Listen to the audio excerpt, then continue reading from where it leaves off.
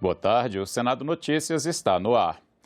Hoje, às 16h, está marcada a sessão plenária do Senado. Vamos então conferir os projetos em pauta. São vários projetos. Um deles, os senadores podem votar a PEC do IPTU Verde, que estabelece critérios ambientais para a cobrança do imposto e desonera a parcela do imóvel com vegetação nativa. Também pode ser analisado o texto que permite a realização de assembleias virtuais de condomínios, de empresas e de organizações da sociedade civil. Outro item é o projeto que institui a Política Nacional de Atenção Psicossocial nas comunidades escolares. Na pauta constam ainda o projeto que cria a Semana Nacional da Empresa Júnior e o que homenageia o repórter cinematográfico Carlos Alberto Pereira, vitimado pela Covid, com o nome de um dos estúdios da TV Senado. O senador Jean Paul Prats, relator de projetos que devem mudar a política de preços dos combustíveis, concedeu coletiva no final da manhã de hoje. Ele explicou como está o relatório nesse momento e como vão as conversas e negociações para a definição da política de preços. A gente está num processo de construção, ele não terminou. E o relator não tem uma ideia fixa em relação a isso ou aquilo. A gente está testando a receptividade porque a gente também quer acelerar o máximo possível e dar o máximo de opções possíveis para abaixar os preços logo, né? Então, essa que é a nossa preocupação. E agora, também a gente tem que ter preocupação com o consenso. Se a gente colocar coisas duras demais ou coisas de um lado só ou do outro, a gente perde esse equilíbrio que a gente está conseguindo até agora de um relativo consenso em relação a essas ferramentas. Em paralelo, e mais estruturalmente, ao PLP 11, que não pode mandar nos governadores diretamente, e muito especificamente, nós estamos enviando para a PEC da reforma tributária, não a do governo, não outra PEC, estamos já enviando a PEC 110 ao relator Roberto Rocha, umas sugestões de capítulo para aplicar no combustível, né? Que seriam, aí sim, através de PEC, poderia alterar um pouco mais incisivamente a questão do ICMS. Você me perguntou se o risco de judicialização, inconstitucionalidade da questão da alíquota unificada. Não existe esse risco. Nós estamos eliminando todos os riscos de inconstitucionalidade no PLP, na versão que nós estamos apresentando. Por que, Nicolas, não existe esse risco? Porque esta parte exatamente da unificação da alíquota em todo o território nacional já está na Constituição, já está lá. Então, a gente não está colocando nada constitucional, a gente está simplesmente repetindo o que a Constituição está dizendo, abrindo agora um caminho, colocando os conceitos, a ideia, a lógica do processo e dizendo o que a gente pode dizer. Por exemplo, a monofasia e o processo da alíquota interestadual, aliás, alíquota única entre os estados, porque a Constituição já dizia isso. Agora, coisas que a Constituição não diz diretamente, a gente está colocando do ponto de vista de indicação e de autorização para eles fazerem. A Comissão de Assuntos Sociais vai fazer audiência pública para debater o projeto que regulamenta os serviços de telemedicina pelos planos de saúde. Na reunião desta terça-feira, os senadores aprovaram também a realização de audiência para discutir o problema da incontinência urinária. Será inaugurado daqui a pouco, às 15h, aqui no Senado, o Memorial Permanente em homenagem às vítimas da Covid-19 no Brasil. A iniciativa foi aprovada por projeto de resolução. Devem participar do evento o presidente do Senado, Rodrigo Pacheco, o presidente da CPI da pandemia, Omar Aziz, o vice-presidente Randolfo Rodrigues e o relator Renan Calheiros, além de um representante das famílias vitimadas. A TV Senado vai transmitir ao vivo. Pesquisa de uma universidade paulista confirma mais uma vez a eficácia das vacinas contra o coronavírus. Mesmo assim, milhões de pessoas ainda não voltaram para completar a imunização, o que prejudica o combate à pandemia do coronavírus. Há pouco mais de um ano, a luta era para conseguir vacinas e imunizar o maior número de pessoas. Mesmo sem uma campanha de divulgação em larga escala, a adesão foi impressionante. Idosos e indivíduos com comorbidades tiveram prioridade por serem mais vulneráveis ao coronavírus. No Senado, a CPI da pandemia pressionava o governo para que mais e mais vacinas chegassem. Em julho de 2021, mesmo com apenas 30% da população vacinada por completo, o número de casos começava a recuar. Mas o coronavírus mudou e novas variantes se multiplicaram dentre as pessoas que não tomaram vacina. Hoje estamos de volta ao patamar de 1.000 mortes por dia. Negacionistas aproveitam para espalhar boatos. E o resultado é que mais de 20 milhões de brasileiros não voltaram para completar a vacinação.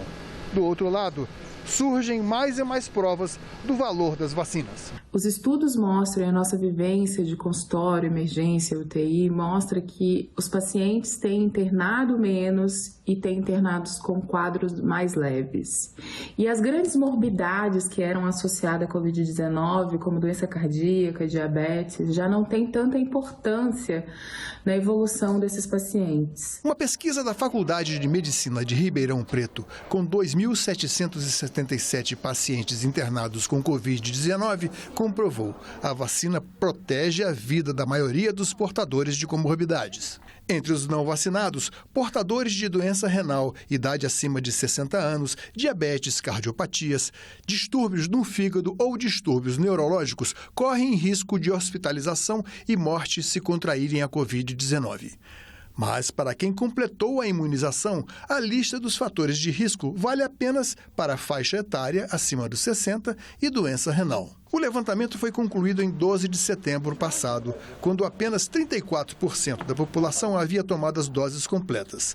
Ponto para a vacina, uma arma eficaz contra a pandemia, apesar de tantas informações falsas e sem fundamento. Já foi comprovado que o aumento do número de casos, internações, ocupações de leito de UTI, número de mortes, aumentou principalmente na camada da população que não se vacinou ou que tem o sistema de vacinação incompleto.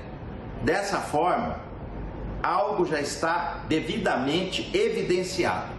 A vacina faz com que o nosso organismo produza os anticorpos naturais do nosso organismo para poder combater o vírus. Debater a eficiência do passaporte sanitário no enfrentamento à pandemia e os reflexos nos direitos pessoais, trabalhistas, sociais e religiosos da população. Esse foi o objetivo da sessão temática de debates no plenário do Senado nesta segunda-feira. A deputada e professora de Direito, Janaína Pascoal, mostrou-se preocupada com leis no âmbito municipal, com restrições e punições a quem não tomou vacina. Elas estariam cerceando direitos fundamentais sem previsão legal. Em São Paulo, há cidades em que os prefeitos baixaram normativas proibindo as pessoas de ingressarem em farmácias, senhor senador, e em supermercados. Cada prefeito baixou uma normativa diferente para disciplinar a atuação dos funcionários públicos. Eu pergunto, onde essas penas estão previstas? Em que lei? O procurador do Ministério Público do Trabalho discorreu sobre a possibilidade de haver demissão por justa causa de trabalhadores que se recusarem a se vacinar. Para haver uma justa causa, há que se reconhecer nos programas de saúde da empresa o risco biológico. E desse reconhecimento eu vou gerar o dever de informação. Eu vou informar para os meus trabalhadores por que a cobertura vacinal é segura, tá? E aqui eu faço uma ressalva. Não cabe ao Ministério Público do Trabalho questionar órgãos técnicos e científicos como a Anvisa. E a Anvisa nos possibilita trabalhar com a certeza técnico, científico, jurídica de que há segurança nas vacinas que estão dentro dos programas de imunização. Ele ponderou que a demissão só deve ocorrer se não houver possibilidade de serviço remoto para aquela situação, por exemplo. E lembrou que, em questão de saúde pública, há deveres, tanto do empregador quanto do empregado. Dever do empregador emitir ordens de serviço de acordo com as diretrizes da autoridade sanitária, tá? E o artigo 158 estabelece que ao empregado é dever de cumprir aquelas ordens. Posições favoráveis e contrárias a passaporte sanitário, eficácia das vacinas e o papel delas no contexto de pandemia sucederam-se na sessão. Estamos com a cepa circulante no Brasil responsável por mais de 96% dos novos casos, cujo índice de letalidade é de 0,31%.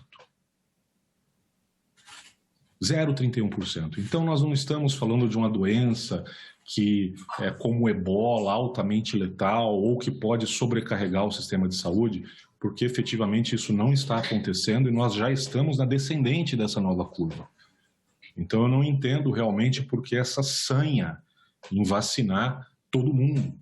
As vacinas realmente não são esterilizantes, elas não garantem que o indivíduo vacinado não transmita o vírus, mas elas reduzem e muito a chance do vacinado transmitir o vírus. Isso é claro, isso é evidente. Depende da vacina, depende da idade, depende do tempo decorrido. Tem vários estudos aí apontando do fumar ao cinto de segurança, que você não pode, obviamente, em nome da sua liberdade, colocar em risco a saúde dos demais. Isso é óbvio, acho que qualquer ser humano não precisa ser da área jurídica para entender isso. Daqui a pouco, às 2h30, pode ser votado na Comissão de Transparência, Governança, Fiscalização e Controle e Defesa do Consumidor, projeto de lei que prevê a emissão nominal de passagens de transporte rodoviário. Agora vamos ver mais detalhes dos novos textos apresentados hoje pelo relator das propostas que pretendem estabilizar o preço dos combustíveis no Brasil. Os 2 projetos sobre o preço dos combustíveis podem ser votados no Senado nesta quarta-feira. O relator dos textos propõe criar uma conta de estabilização dos preços dos combustíveis, a ser alimentada pelo imposto de importação e por lucros obtidos pela Petrobras, por exemplo. A conta de estabilização de preços atua nos combustíveis em geral, diesel, gasolina, e o GLP pode ser também objeto do uso dessa conta. Os principais 3 combustíveis aí que movem a nossa economia, né, que tem um impacto social, inflacionário, tudo isso. Também propõe a unificação nacional do ICMS cobrado sobre os combustíveis. Esta parte exatamente da unificação da alíquota em todo o território nacional já está na Constituição, já está lá. Então a gente não está colocando nada constitucional, a gente está simplesmente repetindo o que a Constituição está dizendo e dando as ferramentas para que isso seja implementado. Sugestões que não puderem ser tratadas nas propostas serão enviadas para o relator da reforma tributária. Esses procedimentos, onde eles forem vistos como inconstitucionais no PLP, a gente está anotando ao lado e preparando um capítulo sobre ICMS de combustíveis para entregar ao senador Roberto Rocha para ele inserir lá no IBS, que seria o imposto lá que está sendo proposto na reforma tributária. Foram estendidos os prazos para apresentação de emendas aos 2 projetos. Em princípio, é possível, sim, votar amanhã, dada a urgência e a emergência disso, dada também a questão de que vai à Câmara, né? Os 2 projetos voltam para a Câmara, um para finalizar e o outro para alterações que ainda vai voltar para cá, né? Que é o da conta de estabilização. Mas, enfim, a gente pretende realmente entregar isso organizado, votado e batido o martelo amanhã. E ainda sobre os combustíveis, o governo publicou hoje uma medida provisória que faz ajustes na cobrança do PIS/PASEP e da COFINS, incidentes sobre a cadeia de produção e de comercialização de etanol hidratado combustível. Ficamos por aqui. Você pode rever as reportagens desta edição na nossa página na internet, senado.leg.br/TV. Muito obrigado pela companhia e até a próxima.